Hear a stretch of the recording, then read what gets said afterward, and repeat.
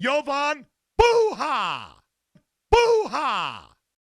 Yo, I'm Jovan Buha, Lakers beat writer for The Athletic, and welcome to episode 17 of Buha's Block. On today's episode, we are going to be touching on 3 adjustments that the Lakers should make for Game 3 and the rest of this series, however long it goes.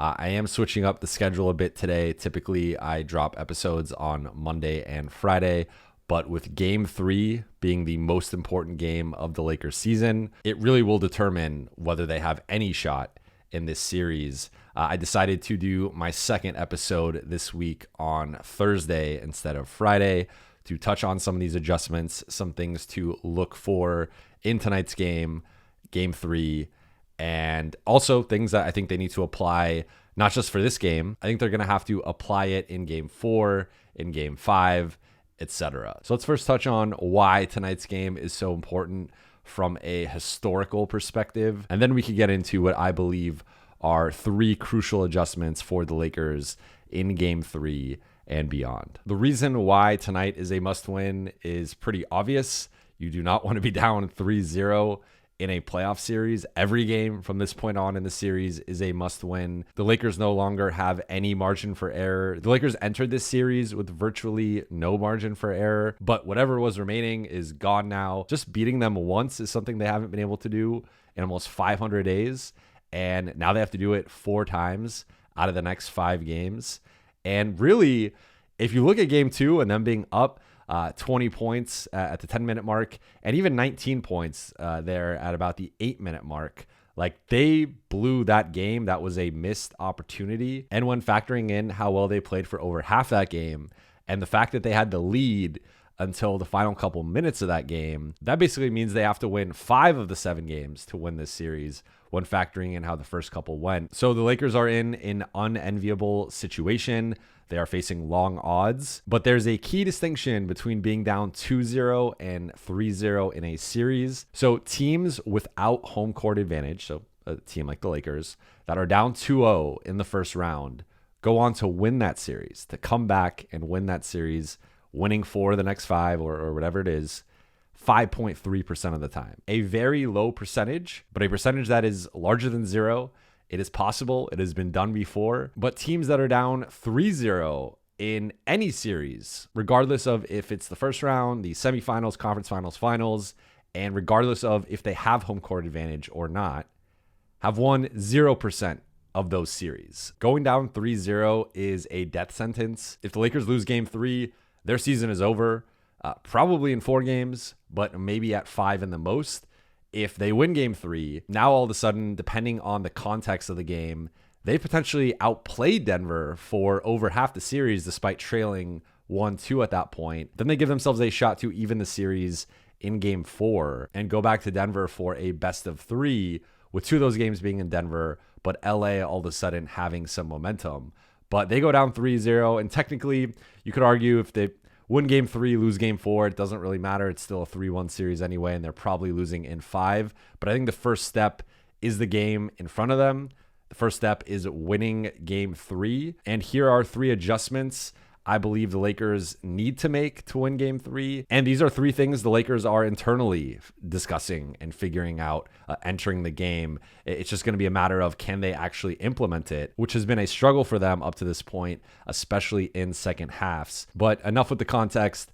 Let's get into our 3 adjustments. Quickly, I just want to say, if you're enjoying this episode, if you've been enjoying my content on YouTube, if you've been enjoying this podcast, it would mean a lot to me if you would subscribe on YouTube and follow and download on Apple Podcasts, Spotify, and your podcast platform of choice. I've really enjoyed building this out over the last couple months. The feedback has been great. The audience has been growing, and I couldn't do it without your guys' support. So I appreciate you. This is going to keep going regardless of how far the Lakers go. There will be plenty of off-season content. I don't even want to get to that point yet, but just wanted to state that I appreciate you. And if you have not subscribed or followed yet, it would mean a lot to me. All right, I'm going to briefly preface my thinking with these adjustments. So to me, the Lakers are almost out of defensive moves. I think there are some things that they can do that will be more effective than others, like limit the amount of time Rui Hachimura defends Nikola Jokic one-on-one. As we saw in the second half of that game, basically any time that happened, Jokic was able to either score or create a high percentage look for his teammates. So I think the Lakers have to go away from Rui on Jokic. It has to be AD, but that's something that they largely stuck to. AD got in foul trouble in the second half. That was part of why they did that. I think they could have been more aggressive with the trapping and the doubling and not leaving Rui on an island against Jokic, but that's one thing. Two, I think they can in general be a little bit more random with their trapping from the locations, the time on the clock, and just various elements. They can mix it up a bit better. It's become a bit predictable. And at first, they kind of, like, as you've seen in both games, Jokic has started to figure out the Lakers' defense. And I think you have to continue being random with that and not being as predictable, because if you throw him the same looks from the same spots on the floor, he's going to know how to counter that. And I think you saw that again in the second halves of both game 1 and game 2. And my third thing defensively is just boxing out. I think of the Jokic Hail Mary, almost chest pass attempt from 3, where he was just trying to beat the shot clock. Jokic flings the ball up, and Christian Brown is surrounded by 3 Lakers, LeBron, AD, and D'Angelo Russell. And the ball ricochets to him, and not only does he collect the ball undeterred, but he then lays the ball up without any of those 3 guys contesting him, fouling him, like doing something. But the fact that the Lakers could have a 24-second defensive possession where they force Denver into a late shot clock attempt that barely hits the rim, and it is a clear miss, and then they can't corral the defensive rebound and allow a wide open layup in a game that is getting closer, like, that's inexcusable. And Denver, it has a built-in advantage with their offensive rebounding. They are bigger and more physical than the Lakers. They clearly are better at tracking those types of things. Like Aaron Gordon and MPJ and Jokic are just a better offensive rebounding front line than the Lakers front line. And Christian Brown, Peyton Watson, KCP, even Jamal Murray, like, these guys have a knack and a nose for the ball and tracking it down better than the Lakers perimeter players do. So it is an advantage for the Nuggets. I don't think, like, barring a new roster, I don't see how the Lakers address this within the series. It's just a disadvantage. It's something they have struggled with all season in terms of allowing offensive rebounds to both bigger front courts and guards who have a good sense of where the ball is. But the Lakers need to try more. They need to box out better. They need to be more disciplined with not leaking out in transition. And they need to make a concerted group effort for everyone to crack back. And you need 4 or 5 bodies in the paint boxing out the Nuggets, or at least, if they're getting some of these offensive rebounds, being ready to contest, take a hard foul, whatever it is. But some of these offensive rebounds have led to point blank wide open layups. And again, that's going to happen just because of the strengths and weaknesses of the Nuggets offense versus the Lakers defense. But there have been times where it's just Denver is bulldozing them and getting a rebound and just finishing, or just getting an open rebound and finishing. And I think some of the Lakers defensive lapses from that perspective have been inexcusable at this point of the season. And again, like, they've done some good things defensively, and from their perspective, they have been good defensively. They were happy with their game 2 performance. They held Denver to 101 points. For the series, they've held Denver to 107 points per game. They're shooting 45% from the floor, which is 4% lower than their season average. They're shooting 30% on threes, 7% below their season average. So from a defense perspective, like, the Lakers are relatively limited with their current personnel. Jared Vanderbilt is now out for game 3. Christian Wood is out for game 3. So they're not getting those reinforcements yet, if they end up getting them at all. But I think defensively, again, there's some things they can tighten up with Jokic, with who's guarding him and the spots they're doubling from. And I think the defensive rebounding could be better, even with their limitations. But that aside, for me, it's really the offensive end. And I'm going to get into some of the numbers. They are very stark between the first half and the second half. So I say all this to say 2 of my 3 primary adjustments are on the offensive end, where LA has really struggled in second halves. And the third one is a rotation thing. But let's get into adjustment number 1. That is prioritize pace and offensive organization, especially in the second halves. So the Lakers have gotten off to great starts in both games. In game 1, they're up by 12 points midway through the second quarter. In game 2, they're up by 20 points with 10 minutes left in the third quarter. They're up 19 points with 8 minutes left in the third quarter. I think that's like, it's a 1-point difference, but they were still up a couple of minutes later. Like, it really was a collapse over the final 20 minutes or so of that game. And the reason is because of the offensive end, in my opinion, and in the Lakers' opinion as well, where they started dribbling the ball up. They do the thing where they roll the ball up the floor to waste game clock. They're dribbling up slowly to waste game clock, but that also wastes shot clock, puts you deeper into a possession. And they just stopped playing with the same pace and verve that they played with in the first half and really even into the second half to create that advantage and to create that lead that they had. And instead, they went into preservation mode. And this has been a bad habit for the Lakers all season. It is human nature that if you have a lead, you're going to try and preserve it, right? Like you are now thinking about how can we maintain this lead, get out of this game, and just win it. And it doesn't matter if we win by 1 point or 20 points. Like, we just need to escape here with a victory. But we've seen it has bitten the Lakers at times this season where they've blown leads to inferior teams because of this. They've blown some close games to teams because of this. And I think they really need to cut it out because it just leads to them dribbling out the shot clock and taking lower percentage shots and not generating the same type of momentum and looks that they were for the first half or again in game 2, really the first like 28, 29 minutes of that game. So I'm going to read you some jarring numbers in terms of first and second half splits for the Lakers in this series. So in the first half of games 1 and 2, they had a 121.4 offensive rating. That is elite. That is like top 5, top 3, and especially in a playoff context, that is an elite figure. Second half, that drops to 92.2, a terrible league worst mark by far. So that is almost a 30 point per 100 possession difference between the first half and the second half. A horrific drop off for LA's offense. In addition, and this is all related, the pace in the first half, and that's for both teams. So it is partly factoring in what Denver's doing. And Denver likes to play slower than the Lakers. Entering the series, Denver was 26th in pace. The Lakers were 4th in pace. So you have a bit of a tug of war there in terms of Denver wants to slow things down and extract maximum value in the half court. And the Lakers want to play a bit more up and down, get out in transition. And a slower game favors Denver. And the problem is, a slower game is what LeBron James prefers historically in a playoff setting when his team has a lead. And that has kind of worked against the Lakers. But from a pace perspective, so first halves of games 1 and 2, 98.5 possessions per 48 minutes for the Lakers and the Nuggets. And that drops to 89 possessions in the second half. So almost a 10 possession difference, about 9.5 from the first half to the second half. That's a significant difference there.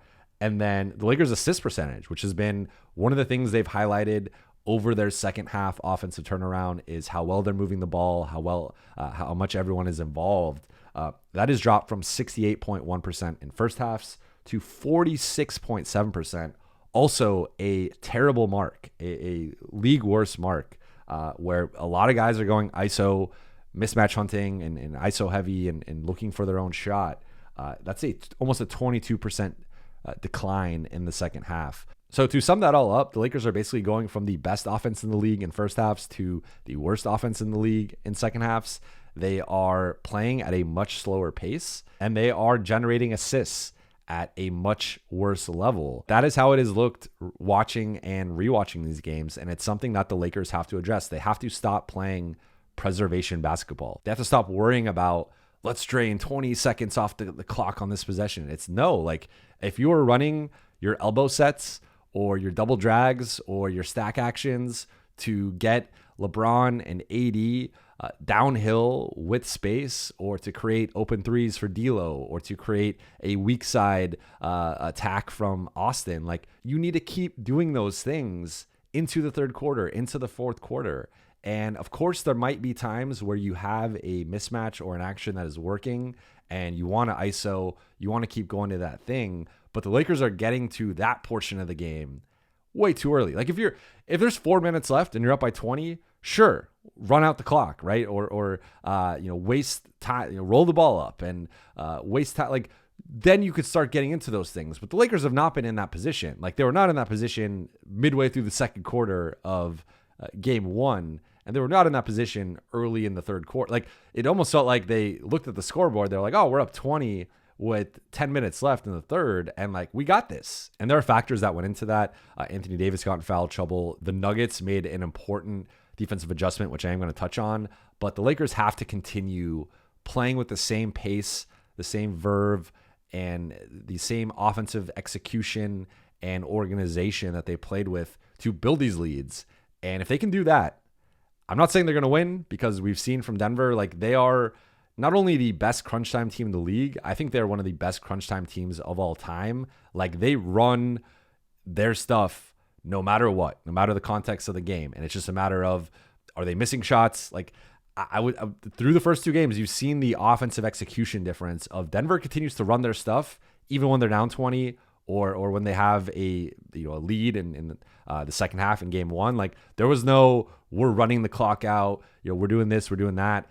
Denver is a machine, and it's just a matter of, do they make shots or do they miss shots? But for basically all 96 minutes, like, they've gone through a couple stretches where the ball has maybe been a little bit too much in Jamal Murray's hands, or they're not involving everyone enough. But for the most part, Denver has been operating at like 90 to 95% of what they should be doing offensively. And there's still some meat on the bone. I think there's still more that Denver could do. But for the Lakers, that has been way closer to like 50 to 60% of what they should be doing throughout the entirety of the first two games. And that is way too low for a playoff setting. So to me, if we're looking at like a blame pie, and I know this is something that Anthony Davis and Darvin Ham have kind of been getting into. Like, Anthony Davis said after game two that there are stretches where the Lakers don't know what they're doing. And that is an indictment on the coaching staff. I'm sorry. For your best player to say that in game 86, there's really no way to excuse that or justify that in terms of the coaching staff. But I also think part of it is on the players and, them not having a sense of what to do. So I don't want to absolve them either. I think part of it is also on LeBron and his tendencies to, LeBron is a game manager, and for better or worse, like, often for better, obviously, given his playoff track record of how many championships and finals and just playoff success that he has.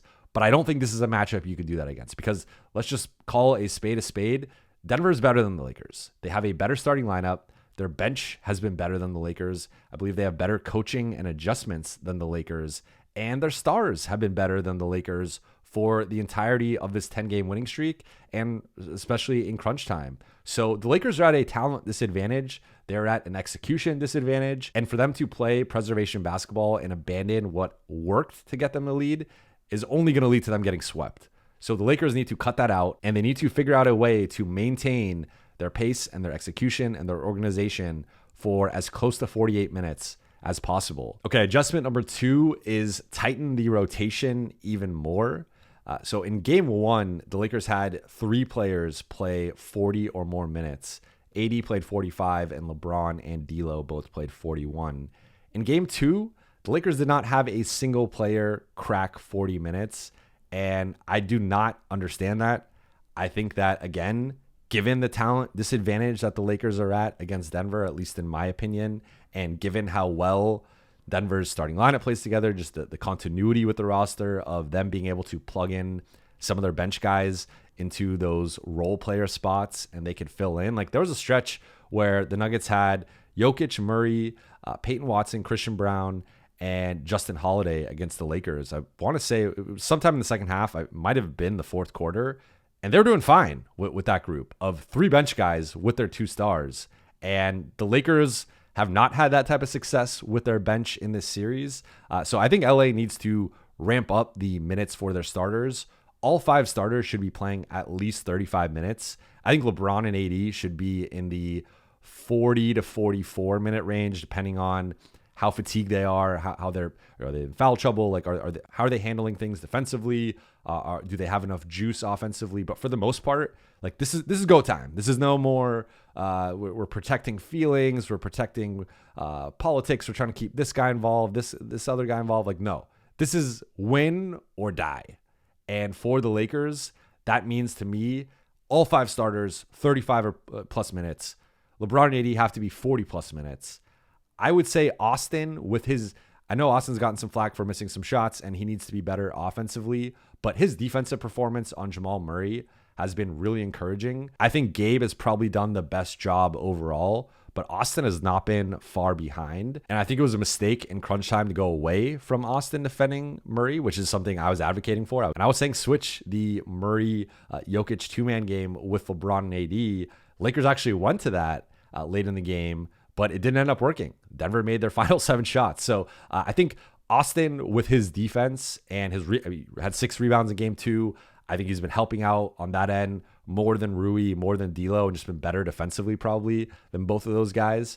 So I would say I think Austin needs to be at least at 38 minutes, if not in the 40, 42 minute range. Like almost match him with Jamal and have a couple guys. Like you could play him with Gabe as well. Have a couple guys on the floor who can guard Jamal Murray and switch between those actions or cross matches and those types of things. D'Lo and Rui, they've each had one good game and one bad game. We've already covered D'Lo's bad game in game 1, bounced back nicely in game 2. I thought his defensive effort was better, especially upon rewatching the film. I still think he gets lost a bit with KCP. I still think the rebounding and the rotations could be better, but D'Lo is so much better than Gabe and Spencer that he needs to be at least at 35 minutes. Like, unless he's just chucking and shooting the Lakers out of the game like he did in game 1, barring a repeat performance to that extent in terms of just not only missing shots, but the volume of missed shots, I think D'Lo needs to be at least at 35. But if he's hitting like game 2, play him 40, 42 minutes. And then Rui, I think the Lakers just don't have. Once Jared Vanderbilt and Christian Wood come back again, if they do come back at some point in this series, then maybe you could look at reducing Rui's minutes. But he's so much better and bigger than Taurean Prince. He is better than Jackson Hayes. And then the alternative is more Spencer Dinwiddie or Austin at the 3. So I think Lakers need to stay bigger with Rui. They've done that for the most part. There's been a couple shifts of Taurean at the 4. This is not the team to do it against. They went to Taurean at the 4 at the end of the first quarter. Denver gets an offensive rebound and a foul, makes a couple free throws and outscores them 2-0 in that shift. But it's still a shift that they lost. And Taurean with 3 guards, this is not the matchup for that. I don't think that lineup could play serious basketball against serious competition, and thus far it has not worked. Lakers need to abandon that. But in general, I just think the Lakers need to limit their bench minutes. The bench has not been good. The bench has been outplayed by Denver's bench, which is kind of wild because entering the series, one of the few advantages you could point to on the Lakers side was the bench in theory. Denver is widely considered one of the most shallow teams in the league. They don't have many rotation caliber bench guys. DeAndre Jordan, they benched after game 1. Reggie Jackson has been terrible. I think he's been the worst player in the series, honestly. And I think, like, if I'm Denver, I'm benching Reggie Jackson and I'm going like Christian Brown as the backup point guard or something, because Reggie Jackson has been unplayable and he's been very harmful for Denver. I do not understand what they're seeing even in his limited minutes. But aside, like, to me, Christian Brown and Peyton Watson have been the 2 best bench players in the series. Just given their defense, they've been able to get into D'Lo, get into Austin, get into LeBron, switch onto LeBron. Peyton Watson has been blocking and contesting shots. I think Christian Brown is held up on drives and pressuring ball handlers. And then those guys have all had moments where they're grabbing rebounds, they're getting out in transition, they're finishing. I thought Christian Brown had several big offensive possessions and big shots in game 2. Peyton Watson hit a couple threes early in game 1. Like, you're going to leave those guys open, and that's probably the biggest weakness right now with both guys is their shooting and the inability to make catch and shoot wide open threes right now, or at least do so consistently. But it's not all about offense. And even so, the Nuggets bench has outscored the Lakers bench through the first couple games. But those 2 guys to me have been the best and most impactful bench players. And Denver having the better starting lineup, the better stars, and the better bench, that's concerning. Taurean Prince has basically become the Lakers' 6th man, and he has helped offensively. I think he's been solid offensively. He's had he hit a couple threes in game 2, has had several impressive drives and finishes. I think defensively, he has been a liability. Denver has there was one possession where Peyton Watson actually got a layup in game 2 where Torian is the last guy back. He's running back in transition and he's just kind of jogging and not being attentive to what is happening. And you can tell that because he looks over his right shoulder, sees Peyton Watson coming, which he should have already been aware of. And then all of a sudden, you see the urgency. He starts to sprint, try and turn back. But at that point, Peyton Watson already has momentum downhill, gets by Torian, and scores over him. And there have been several times where he's been taken off the dribble by Nuggets bench players. It's not even by a Jamal Murray or a Jokic or even like an Aaron Gordon who has a physical size advantage over him.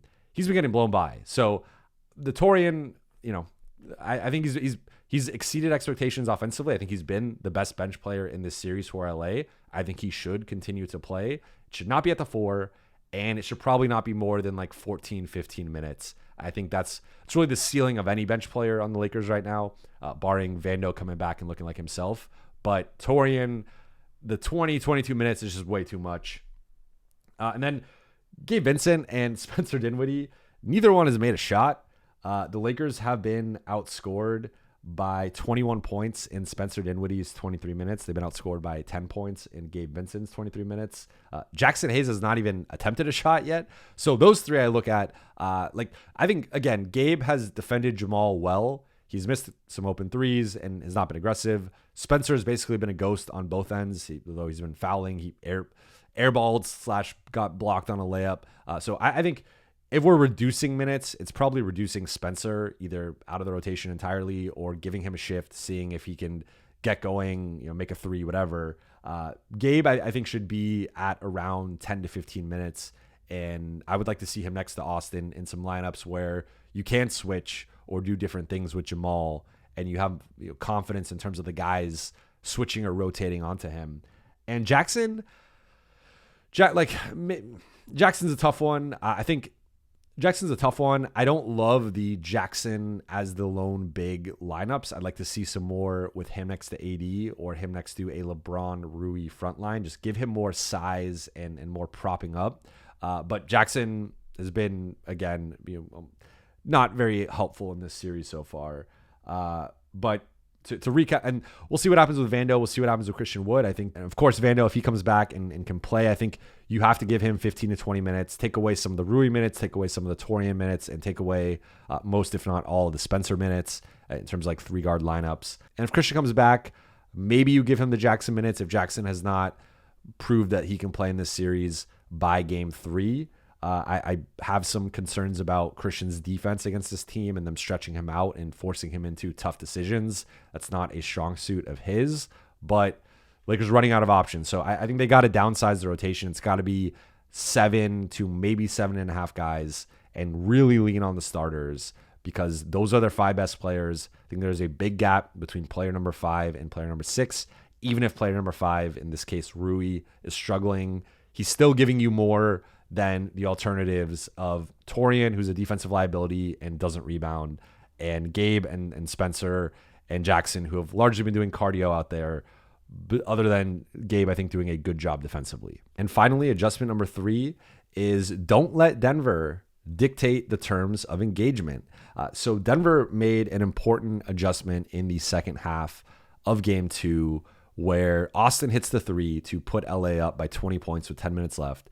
And up to that point, LA had been running a lot of 2-man actions with LeBron and AD to target Nikola Jokic as a pick and roll defender and either forcing him to switch onto LeBron, where LeBron has the foot speed and athleticism advantage. He can get downhill against him. And once he's by him, that's taking a Nuggets defender out of the play and taking out one of their best rim protection options. Like Jokic, for all of his limitations defensively, has actually held up fine largely as a rim protector over the last few years. He's not been as bad as he is often described as. So that's one option. But then option 2 is you have AD either rolling or slipping and LeBron hitting him with a pocket pass. And then now AD has the Denver defense in rotation, or if Jokic is in a drop, He has some space to attack Jokic off the dribble, and that's where you saw AD was able to drive, spin back, hit a little floater, hit a little turnaround, or just drive, rise up over him. A couple times he hit free throw line area jumpers with Jokic hanging back a bit. AD had the offensive performance of his life. He started 14 or 15. I forgot he missed his first shot. So he made 14 consecutive shots over the first 2.5 quarters, basically. And so the Nuggets had to make an adjustment. And what they did was they switched the matchups where they moved Jokic off of AD and onto Rui Hachimura.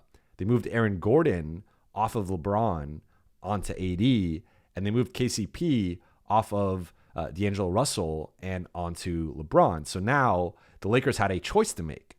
Do we continue to target Nikola Jokic and try to exploit him defensively, or do we keep going to AD, who has flames shooting out of his ass and has made 14 consecutive shots and has been the best player on the floor for this entire game? And the Lakers chose to continue targeting Nikola Jokic. And to me, that was a mistake in the moment.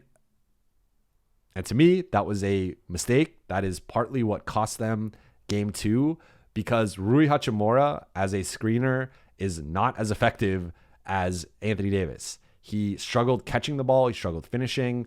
And in general, he doesn't have the same gravity, given he doesn't have the same size, the same athleticism, the same finishing capabilities. And in general, is just not as good of an offensive player as Anthony Davis. So LA went away from Anthony Davis. And if you go back and watch, AD's hanging out in the corners a lot, spacing out as a corner 3-point shooter and basically acting as a decoy to take Aaron Gordon out of the fray. And the Lakers treated Aaron Gordon like he was some mix of Victor Wembanyama with like prime LeBron physically. And they did not want to get anywhere within the vicinity of Aaron Gordon. And look, I think Aaron Gordon is a really good defender. I thought the job he did against Anthony Davis and the job he's done against LeBron James is incredible and impressive. And he's going to get some all defense votes. I think that's warranted. He's Denver's best or second best defender. I'd probably lean toward best, but you can make an argument for KCP. But he's not some untouchable guy that you cannot attack. And the Lakers had one play where AD took him off the dribble and scored over him. And that was it. AD went 1 for 5 the rest of the game. Only took one shot in the fourth quarter. So as always, the blame pie, like part of that's on AD, part of that's on the guards, but part of that's on the coaching staff and going away from running what was working effectively. So then Lakers continue to run. They're running out the clock. They're slowing the game down. And they are running these LeBron-Rui two-man actions, LeBron-Rui pick and rolls to try and get Jokic into the action. And it's just not working. Like, it works the first couple times. Denver sticks with it. Denver doesn't panic. They don't say, like, they trust the process. They trust that this adjustment is going to work. And it bears out over the rest of the game that disrupted the Lakers offense. They stopped going to AD as much, and the Lakers collapsed. So what is the counter to that? The counter is, number one, you keep running LeBron, AD two-man actions. And yes, the Nuggets can switch that. But if they do switch that, you now have KCP on Anthony Davis, which is a obvious mismatch. You can just turn and shoot over him. He can drive on him. You can do a quick move. Like, Denver will probably try to send a double, at which point now you've triggered Denver in rotation. You potentially have an open shooter, an open cutter. That's what you want to do offensively, is trigger a double team, trigger 2 on the ball, and then attack that 4v3. Or if they play a more traditional defensive coverage, and let's say Aaron Gordon is in drop or he is hedging because they don't want to trigger that switch between KCP and Aaron Gordon, now LeBron has a pull-up 3 available to him, or he can go downhill with that moment of hesitation and being able to get a step against Gordon or against KCP. So I think the Lakers need to continue going to the LeBron 82-man game and attack that. And don't let Denver dictate the terms of engagement. Don't let Denver dictate what the Lakers are doing offensively. Keep running your stuff. And AD, I promise, AD can score over Aaron Gordon. Aaron Gordon is not untouchable defensively. Like, AD can score on him. And then the second thing is put LeBron in the post. Put LeBron on the elbow. Put LeBron, if that's where you want to ISO LeBron on the block against KCP. LeBron has 4 inches and a good 60, 70 pounds on KCP. he should be able to overpower him in the post. But if he is just running pick and rolls and dribbling above the 3-point arc, that's where KCP can get into him. And that's where his quickness and his athleticism and his ability to hound and pressure the ball are advantages for KCP compared to a 39-year-old LeBron James. And it wasn't like KCP was really disrupting him. To be clear, it wasn't like KCP really affected LeBron from that perspective. But I think the Lakers have an advantage there of put LeBron at the elbow, put LeBron in the post, and let him attack KCP from there. And the one time he did it, he got an and one on KCP late in the game. He missed the free throw, so it was technically just 2 points. But like that's just the Lakers left so much meat on the bone, so much low-hanging fruit with going away from AD and not attacking Denver, putting a smaller defender on LeBron. So those are my two big ones, and we'll see how Denver counters. We'll see if they go back to that, those defensive assignments to start game 3. We'll see if it's something they bust out in crunch time, or maybe they're down again and they need to go to that adjustment again to try and get back into the game. But I think the Lakers, again, to recap here, number one, you need to maintain pace, organization, and execution through all 48 minutes or as close to it as possible. Number two, tighten the rotation. The bench has been bad. You need to play the starters more. And number three is don't let Denver, with their adjustments, dictate what you do offensively. Stick with what is working. It was the LeBron 82-man game. It was AD scoring on any and everybody, including Aaron Gordon a couple of times during that stretch of 14 consecutive shots. So keep going to that. Don't go away from it. I think if the Lakers do those three things, and then as I mentioned earlier with the defensive end, defensive rebounding, focusing more on that, and then mixing up, don't put Rui on Jokic and mix up the doubles. I think they do those things, they give themselves a chance to at least win one game in this series, if not two. Winning the series is going to be tough. I think Denver is the heavy favorite, even more so than when the series started, and they're likely going to win this series in probably 5 games, but we'll see. But I think this gives the Lakers, like, these are the buttons the Lakers need to push in game 3 and beyond, and Denver will have their counters, and the Lakers need to adjust to that. But I think some of this stuff is quite obvious, and if the Lakers can implement it, they give themselves a chance to get back into this series. But that will do it for today's episode. Thank you so much for watching and listening. For those on YouTube, please consider subscribing, hitting that notification bell, liking, and commenting. For those listening on Apple Podcasts, Spotify, and your podcast platform of choice, please consider following, downloading, and leaving a 5-star review. I'll be back tonight after Game 3 with a post-game reaction. I will talk to you then.